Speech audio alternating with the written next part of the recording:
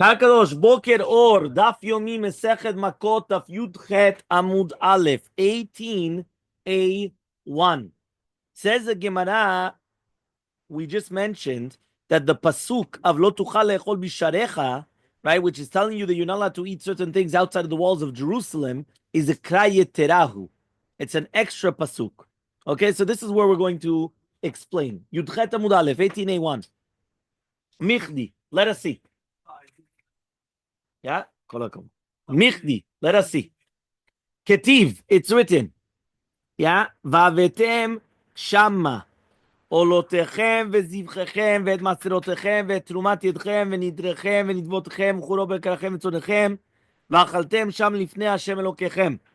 So, this pasuk already tells you that you're obligated to eat in Yerushalayim. Anola, shelamim, maaser sheni, bikurim, korbanot neder v'nedava, bechor. So therefore, Yudchet Amud Aleph, yeah? Yudchet. So therefore, since the pasuk is coming and trying to add a lav, a negative commandment on the Yisur of Aseh, right? If somebody is going to eat things outside of Yerushalayim, Lichtov Rachmana, so the Torah should write, Lo tuchal le'ochlam bisharecha. Meaning, it should be written in plural, right? Because that's everything. So he says, Lo tuchal le'ochlam. Medar mefaresh b'urachmana lamali. So why does the Torah come and tell you lo tuchal le'echol bisharecha b'tzadek b'shekoshecha v'chol b'kvatzadek v'chol derecha v'shetidor v'nivodecha u'dromat yadecha? So why does it have to bring it to you again? Meaning, you just said it's again one more time. There's two psukim there. Okay, the pasuk is going to be in pasuk vav and zayin, where the pasuk says that you're going to bring it over there. What do you have to bring over there? The olot, right? The shlamim. So there already there's an obligation to eat inside of Jerusalem. What do you... Sorry, doctor, can you close the door again, please? You already closed it, but I apologize. Right, one more time. You have to eat inside of Jerusalem. You have to eat olah, shlamim, maaser sheni, bikurim, korbanot neder bechor. You have to eat that inside Jerusalem. All of a sudden, in Pasuk Yud Zayin, I come and it says again, like a broken record. It says, Lo tuchal le'echol bisharecha, so we already learned this. Right? This is the pasuk that we deciphered yesterday, that we kept on saying, that when it says that it's maaser. When it says bechorot, it's bechor. Right? When it says that's right. Right? When it says each part of the pasuk was talking about something else. So the question is, it's extra. Because if I already told you in pasuk vav and zayin over there that you have to eat all these things inside of Jerusalem, so I don't have to tell you then, Lo tuchal le'echol bishareh, that you're not supposed to eat this outside of Jerusalem. I already told you that. Yeah? So he says, Ella barather, liachud lehu lave lechol chad ve'chad. It's bringing you an extra lav on every single one. It's giving you an extra lav, an extra negative commandment on every single one. That if I'm going to eat it outside of Jerusalem, again, I'm going to get an avirah on every single one individually. That's why the pasuk was coming to teach you extra.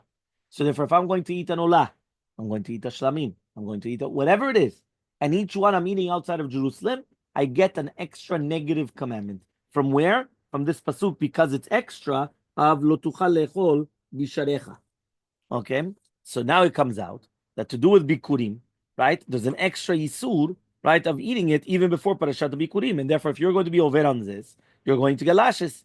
Okay, and that's why the Mishnah said that we're talking about that you're going to get lashes for such a case. Okay, fine. Gufa, yeah, we already mentioned. So Gufa Rava comes and he says, Zar she'achal min ha'olah lifnei zrika chutz lechoma. Yeah, you remember this case? A zar, a stranger, that he eats from a korban olah before zrika. We're talking about before the zrika of the damim, right? Before the sprinkling of the blood. Right? According to Shitat Rabbi Shimon, you get 5 sets of lashes. You remember? So says the Gemara, Velil kilami mishum vezal lo yochal ki kodeshem. He says, 1 second. There's an extra Yisur that's brought by the way, by the Shalmei Miluim, that it's written also that it's Kodesh. And the fact that it's Kodesh, so therefore, they're not allowed to come and you're not allowed to eat it. So therefore, the question is, you should get an extra one. You should get not 5 lashes, you should get 6 lashes. Yeah? So therefore, right, what's going on over here? Why does it say only number 5? You should have number 6. So says the Gemara, Hanemile hecha de lekoanim chazi, hacha de lekoanim nami lo chazi. You're not going to get it. Meaning like this: if right now it's fitting for a kohen to eat, yeah, the kohen is supposed to eat it. The kohen can eat it, and now you eat it. So then there you are over on a avera vezal yochal ki kodeshem. You're a stranger, so don't eat it. Why? Because it's kodesh. No. This is a separate one. No, zar is an extra one because it's only kohanim can eat it, can eat kodshim. But here there's an extra one here.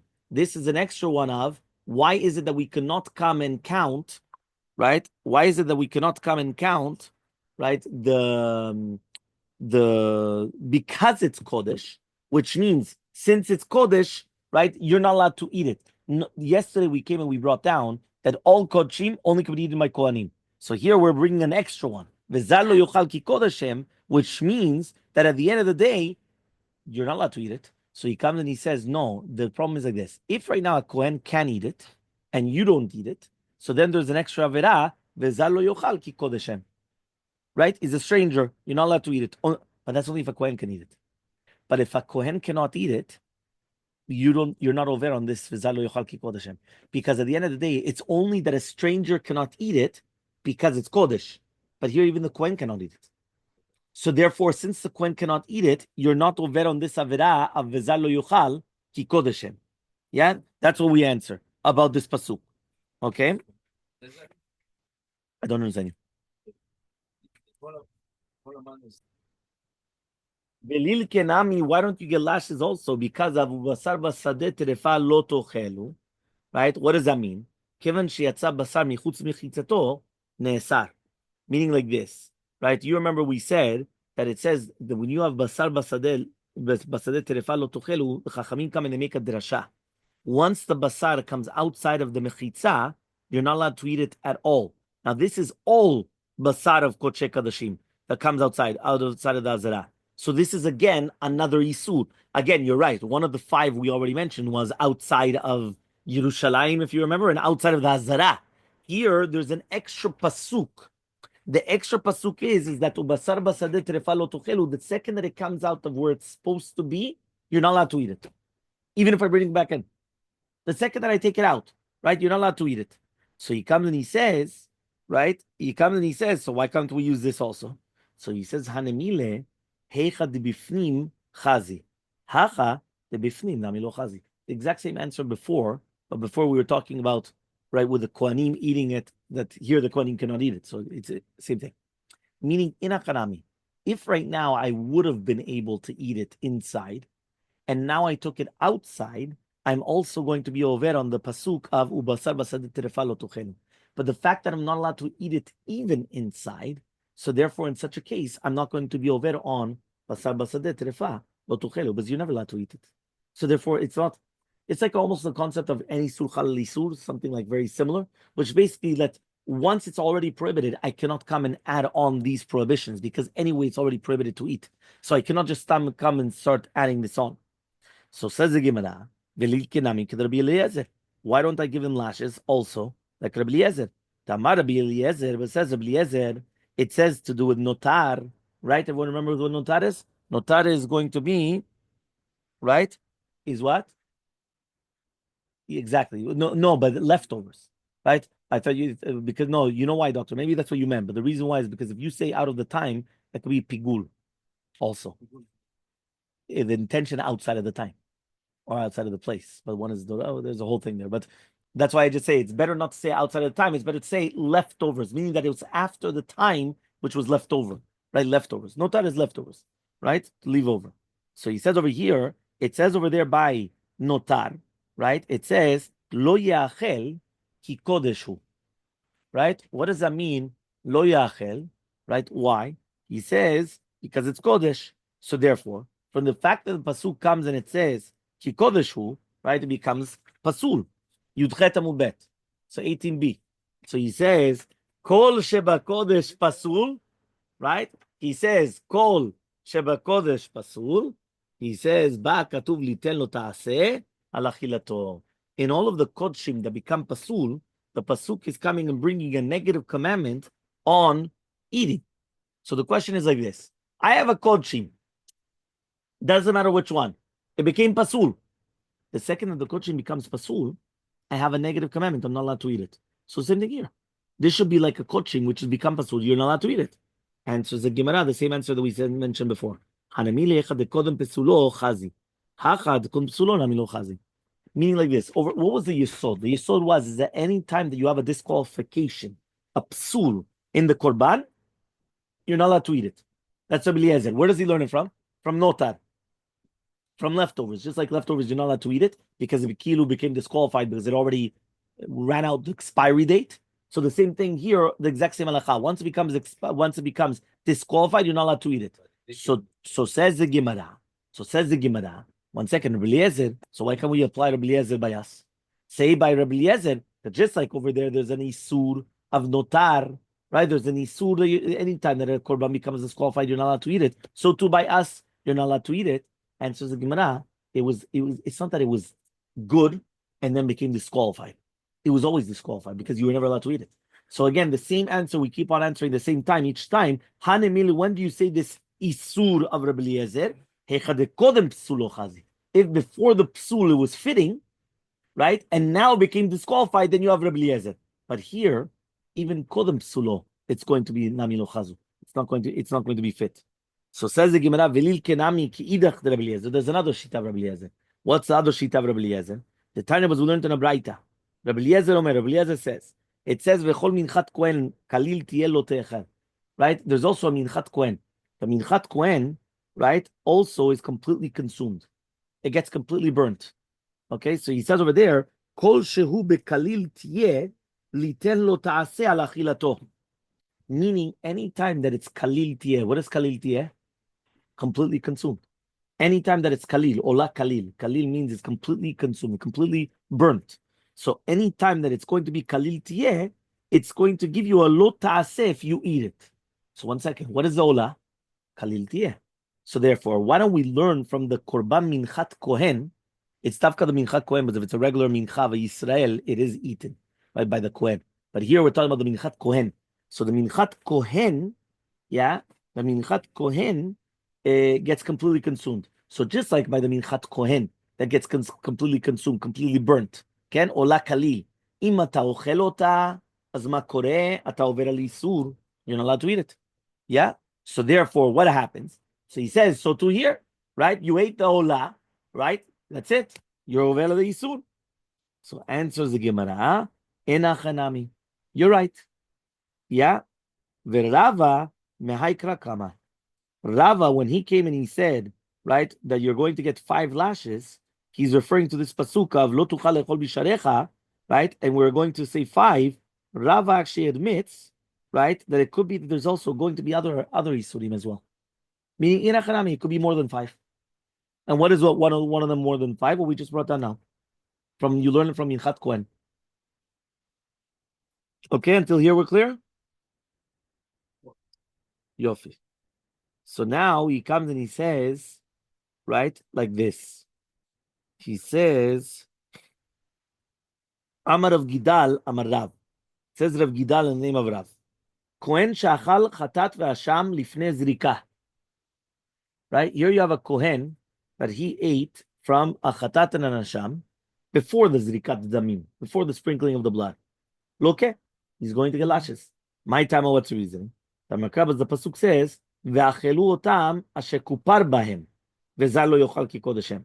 Meaning the pasuk is teaching us that kodesh kodeshim is muteret to the kohanim and not to the zar, but it says because asher kupar bahem, because it's an atonement. Remember, chatat and asham is an atonement. Chatat is accidentally, right, an accident, right, unintentionally, and an asham is a guilt offering, right, a sin offering and a guilt offering. So he says, "La'achar kaparaim, ifne kapara lo." It's only after kapara you're allowed to eat it. Before kapara, kohanim are not allowed to eat it. Because the only permission to eat it was because of asher kupar bahem. Because they did a kapara. If there's no kapara done yet, because it's lifnei zrikat damim, before the sprinkling of the blood, so even kohanim are not allowed to eat it. So he says, "V'lav haba miklal aseh lavhu." A negative commandment that comes from a positive commandment is a negative commandment. What does that mean? What did it say in the pasuk? Ve'achelu otam asher kupar bahem. Is that a negative commandment or is that a positive commandment? I'll repeat the words. Ve'achelu otam. Ve'achelu otam, English? They could eat it. Asher kupar bahem. Because they had a kapara with it, correct? I didn't say anything negative. I just said you're going to eat it. Asher kupar bahem. Then I said, V'zal lo yochal ki kodeshem. A stranger cannot eat it because it's kodesh. A negative commandment that comes from a positive commandment is a negative commandment. Lav haba miklal aseh is a lavhu. What does that mean? Here, it was a positive commandment. What was a positive commandment? You could eat it. But when can you eat it? Asher kupar bahem. Yeah? So therefore, right? But listen, put your finger on the place. There you go. Yeah? So therefore, right? When you're going to have a lav, which is coming from a positive commandment, it's still considered negative commandment. Because I made a diuk. You could only eat it asher kupar bahem. You could only eat it after there's an atonement, which is mashma that you're not allowed to eat it before the atonement. So if you ate it before the atonement, it's a negative commandment. Lava ba miklal aseh, lavu. Okay? So Mativ Rava, Rava is going to ask the following question. V'chol be'ema mafreset parsa v'shosat shesa shteferatzot ma'alat gira b'me'atot tochelu. This week's parasha, and what is this daf? This daf is tomorrow's daf. You see? So we're going to read this on Shabbat, right? This is what we're reading, Parashat Shemini. What? Yes, Aliyat Shishi. So he says over here like this. Even though, by the way, right? Even though we're going to read this on the Shabbat, this pasuk is a pasuk in Devarim. Are you listening? This pasuk is in Devarim. Yeah? Yes. Yeah, because we have both of them. Remember, there's twice in the Torah that it's written about the kosher animals and non-kosher animals. One of them in Parashat Shmini, Aliyat Shishi, and one of them in Re'eh. Yeah, in Re'eh. Yeah.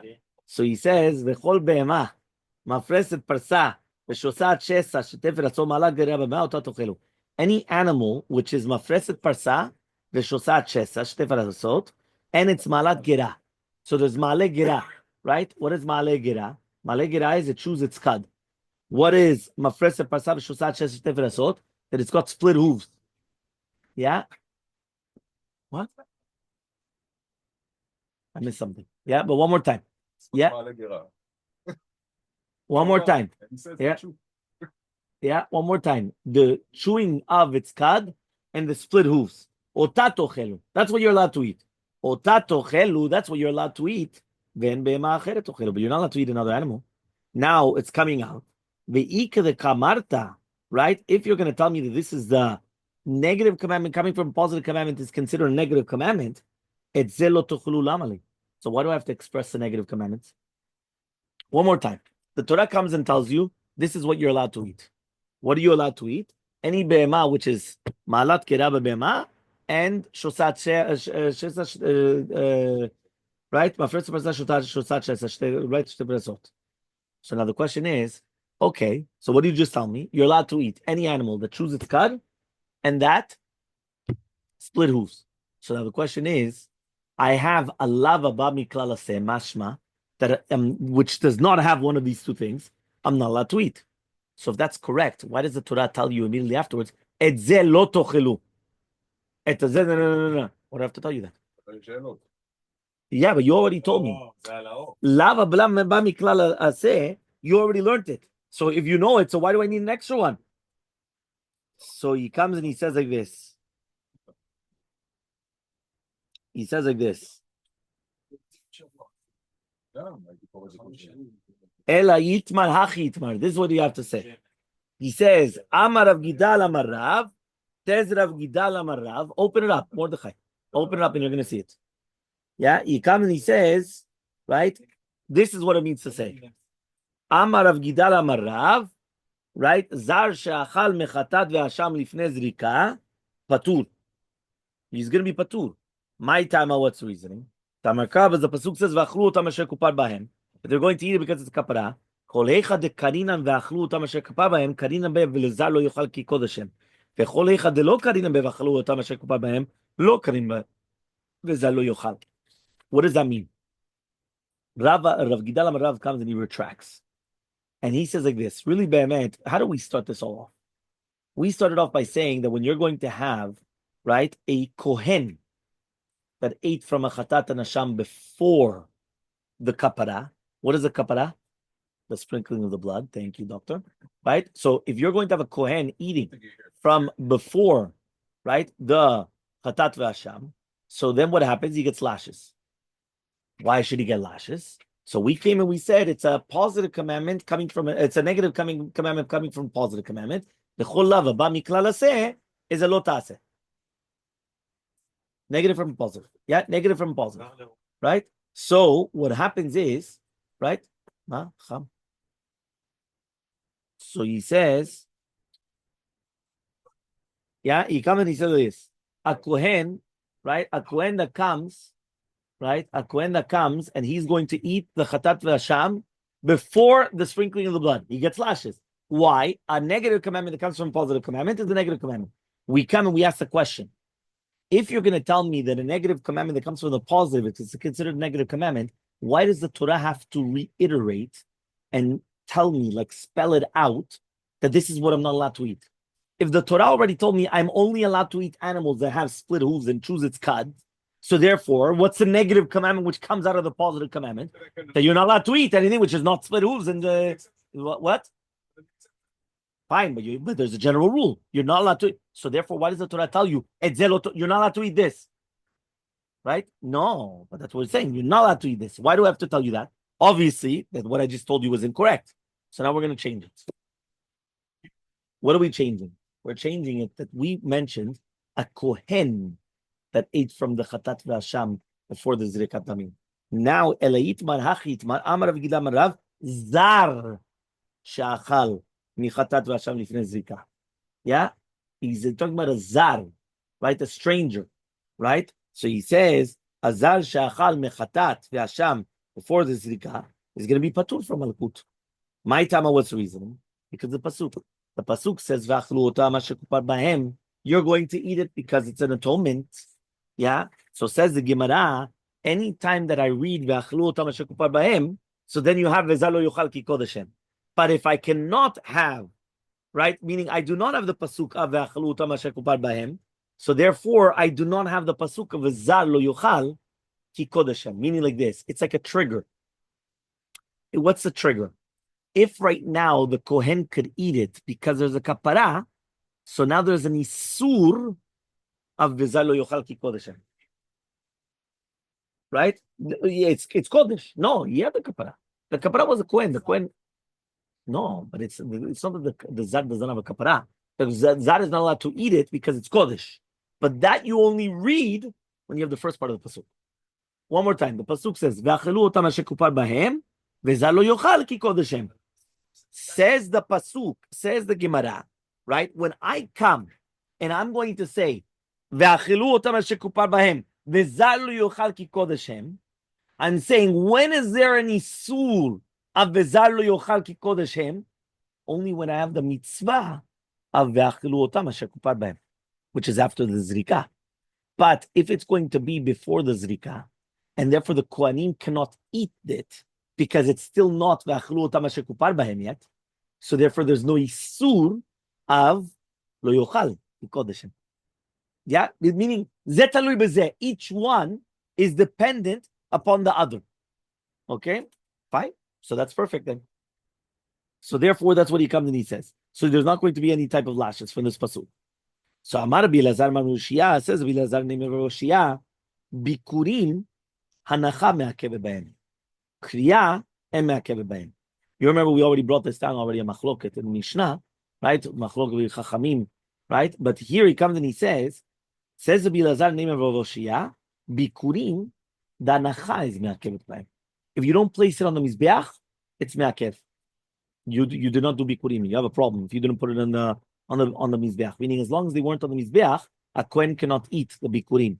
But kriya is not me'akev b'hem. If they didn't read the psukim, avarami ovedavi, no, so then it's not me'akev. So says the Gemara, Omi amar Rabbi Elazar hachi. Does Rabbi Elazar actually say that? Amar Rabbi Elazar Moshe says Rabbi Elazar nem Moshe. He finished bikurim kodem lechag, v'avar lahem achag. Yirkevu. Imagine right now you came and you separated the bikurim before Chag Sukkot, and it already passed the time of the Sukkot, and you didn't bring it yet. So Yirkevu, you have to let it rot. So we're not talking about Mishum, right? My love Mishum, Telomatzi Lemikra Alehem, because you cannot read the psukim on them. Meaning, the chova is to read the psukim on them when you separated them before Sukkot. So you should have also come and done it beforehand. So what are you doing now? Here, if you look in the footnote, there's two time frames in order to bring Bikurim to the Bet HaMikdash. From Shavuot until Sukkot, they bring it and they read the parasha, and then Sukkot until Chanukah, right? They still bring Bikurim, but they don't do the reading. So now the reason why they don't do the reading after Sukkot is because after the mitzvah of the Kriya and the Torah, v'samachta b'chol haTov asher natan lecha Hashem Elokecha, so from this pasuk we learn that you're only allowed to bring the Bikurim and read when it's a Zman of Simcha. When is Samachta b'chagecha? What is the main time in Simcha? Sukkot. So he comes and he says, so because of that, so afterwards you're not allowed to read it. So what he's trying to say is, what is the reason why you can't bring it anymore? Because you can't read the psukim. So here it's mashma, the reading the psukim is me'akev.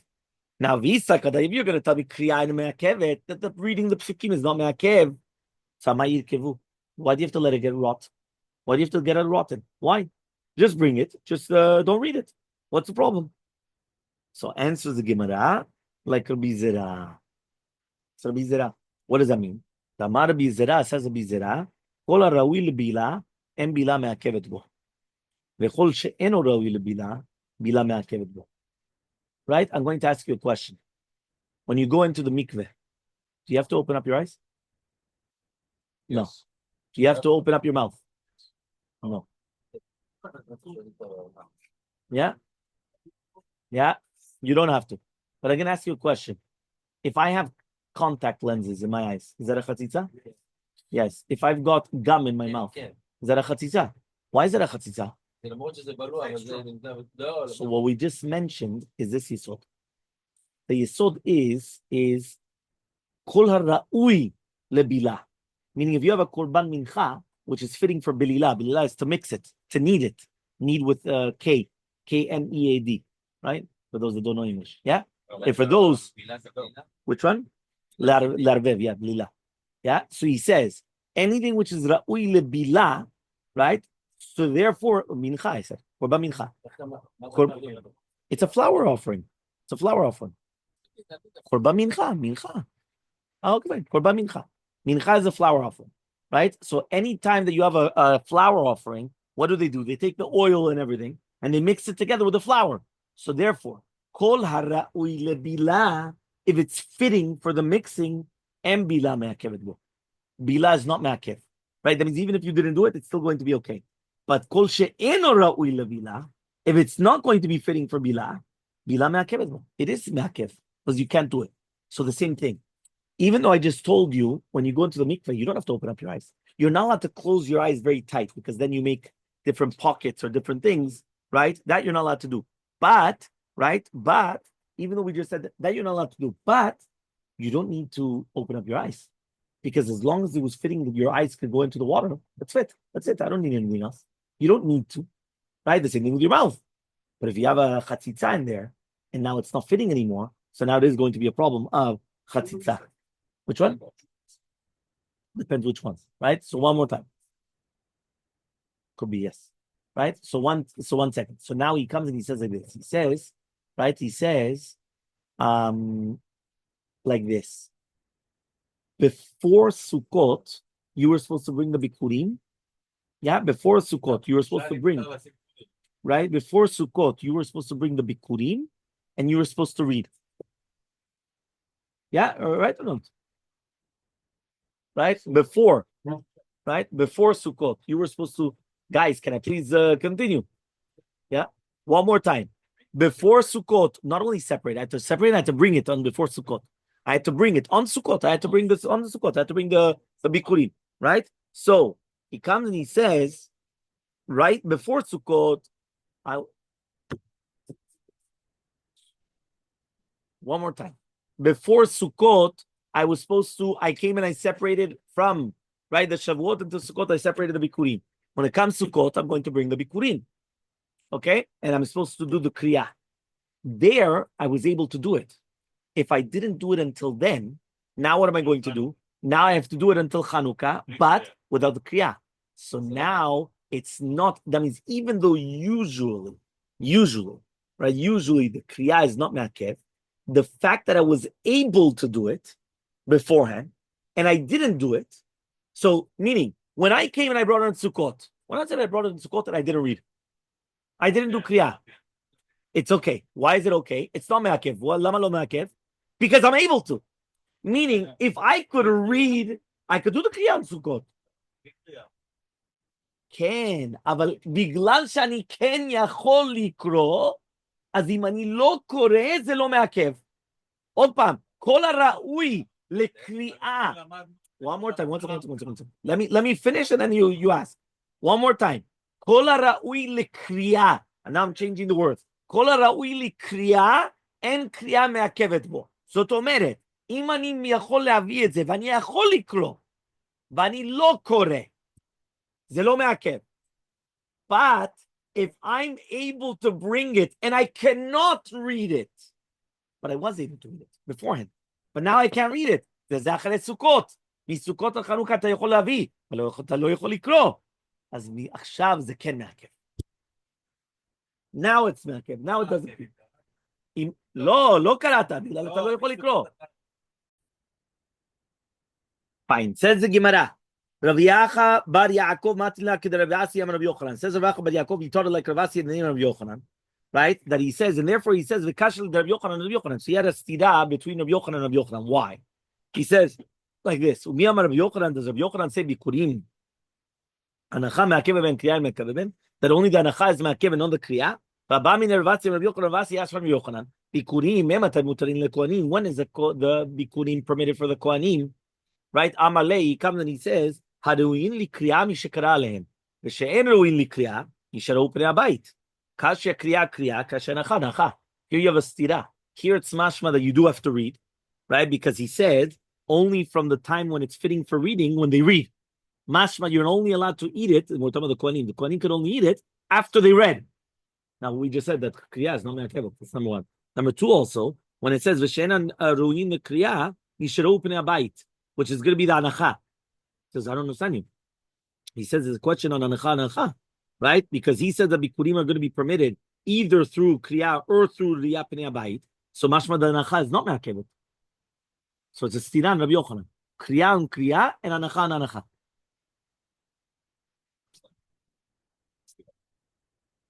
Yeah?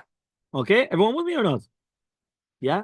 So he comes and he says, kriya lakashya. He says it's not a contradiction on reading and reading. He says, why? Harabi Shimon, Banan. We already answered. This is what Mordechai just said. We learned yesterday. It's true. It's a Mishnah.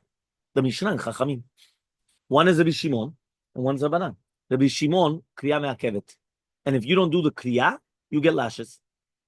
According to Shitat Chachamim, kriya aina me'akevet. So even if you're going to read it, it's fine. So if there's no stira in Rabbi Yochanan, right? The one that Rabbi Yochanan comes and he's talking about that's talking about again according to the Shita of Rabbi Shimon, and according to the one that it's going to be permitted, it's Rabbanan.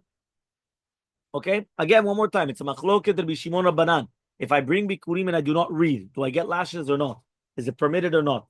According to Rabbi Shimon, you get lashes. It's asur. According to Chachamim, it's not me'akev. Even if you didn't read anything, you just brought it. It's fine. Bring it. Doesn't matter if you're not going to read. What's the musar? Come to shiur, even if you're not going to understand. You just come. What happens afterwards? That's not your problem. Huh? You just come and sit. Yeah, fine. Fine. Even if you're not going to be in the city.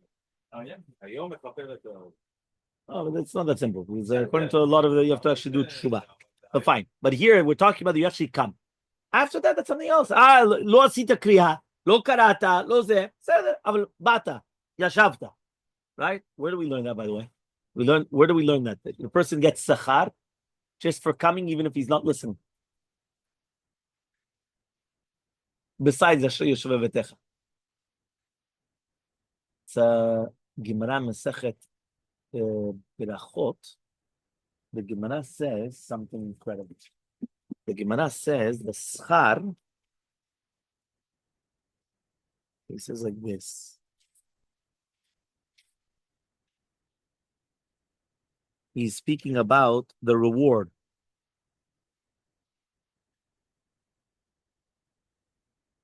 He says, Igra de pirka, the reward for coming to the shiur. Here they used to have special shiurim. Let me just get the English so I could tell you how you translate it. Vavamubet. Yeah, he comes and he says like this. He says, Igra de pirka. Yeah, we're talking about the reward, right, for coming to a shiur. So he comes and he says like this. The main reward for coming and attending a Torah lecture, right? A Torah lecture is for running to hear it. It's not even for being in the. It's running to go to the shiur. Says Rashi, "Ikar kibul schar habriot haratzim lishmoa drasha mipi chacham ki schar hamrutza sharei rubam enam mevinim le'amid girsa velomar shemua mipi rabban le'achar zman sheikablu schar limud." You know what schar limud is? Schar limud is that if I'm going to ask you right afterwards, and I'm going to say, "Doctor, what is this?" And you're going to tell it to me. That's when you get schar limud. If you cannot come and be choser on what we learned, you cannot. So therefore, you don't get schar limud. So therefore, what is the main schar that people are going to get? The fact that you came running to a shiur. Not that you came coming in like this with a coffee 15, 20 minutes later, coming and you want sachar. Come running to the back room to the shiur. You understand? That's the main sachar that a person gets when he runs. That's it. If he's going to be taking his time, that's atzlanut, right? That's al time imacham kareh. We're not talking about atzlanim. So running. That's the ikar sachar that a person is going to get. Huh? Vava mubet. Text B. Berachot. Right? One more time. Yeah? The main reward. Okay? Fine. Let's continue. So therefore, right? It's brought down that a kriya. Ma? What's kriya? So says the Gemara, kriya la kashya Rabbi Shimon Rabbanan. We already said kriya is not a question. One is shitat Rabbi Shimon. Remember, according to shitat Rabbi Shimon, kriya me'akevet. And if you do not do the kriya, you get lashes. That was the Mishnah, right? On Yud Zayin. And according to shitat Chachamim, they argue. And Chachamim say kriya is not me'akevet. Anacha lo kashya Rabbi Yehuda Rabbanan. It's going to be Rabbi Yehuda and Rabbanan. Which Rabbi Yehuda Rabbanan? We didn't see Rabbi Yehuda Rabbanan. So now we're going to see it. My Rabbi Yehuda. What Rabbi Yehuda exactly? The Tanya was learned in a Braita. Rabbi Yehuda says, "V'inachto lifnei Hashem Elokecha." Yeah, v'inachto. Yeah, you have to place it. Yeah, why did I put a dagesh in the noon?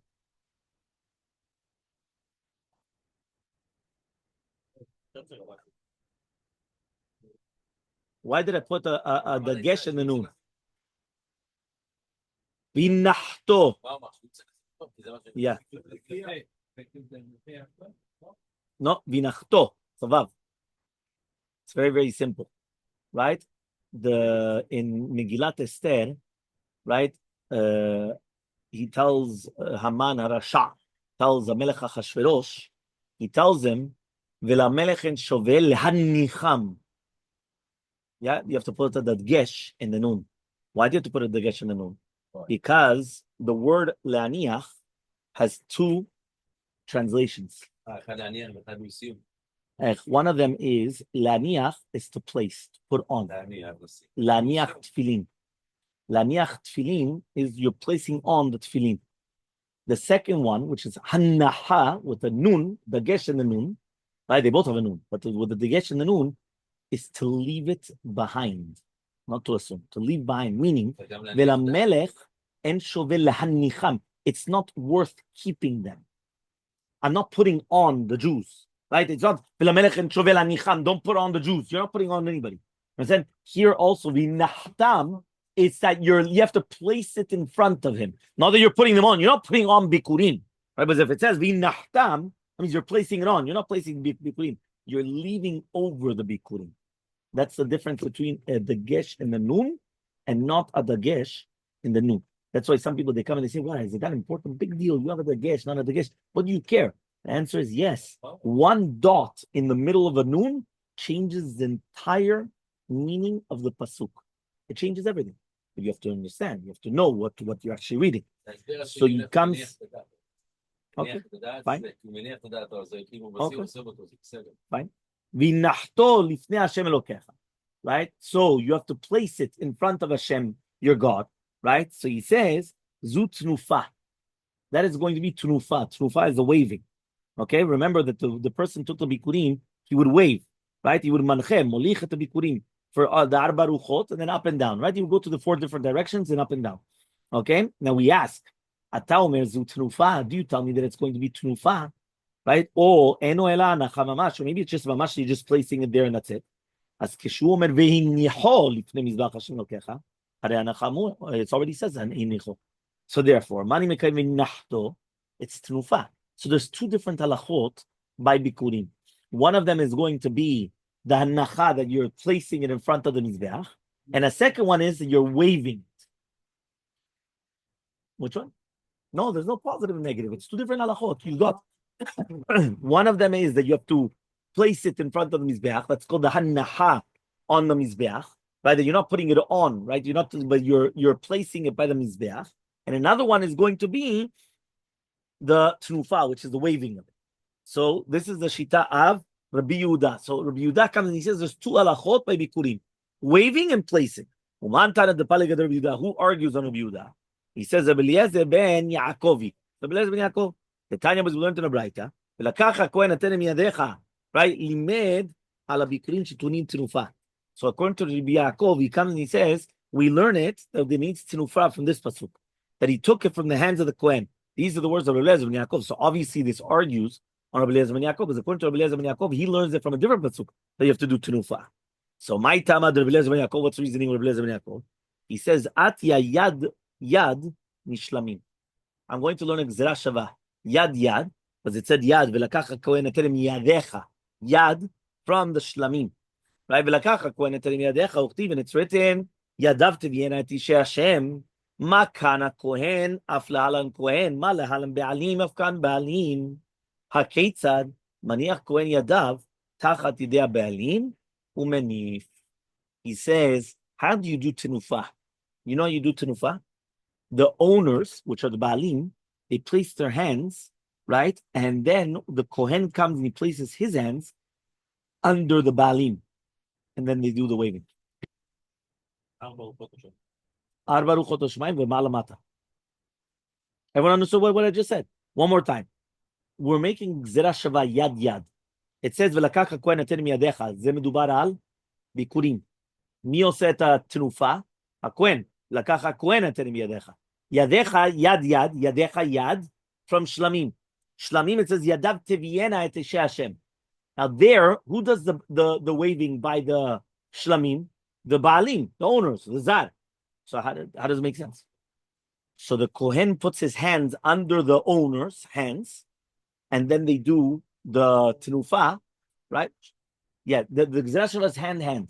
But we learn from the gzera shava that over there it says ba'alim, and by here it says a kohen. So how do you do both? So he says, no, it's done both. The kohen puts his hands under. Shlamim. Bikurim. Bikurim is the local ban. Bikurim is the first fruits. First fruits. Yes, from the shlamim. Shtem HaKohen oseh tachat haBaalim. Okay? Until you were clear? Have a wonderful day.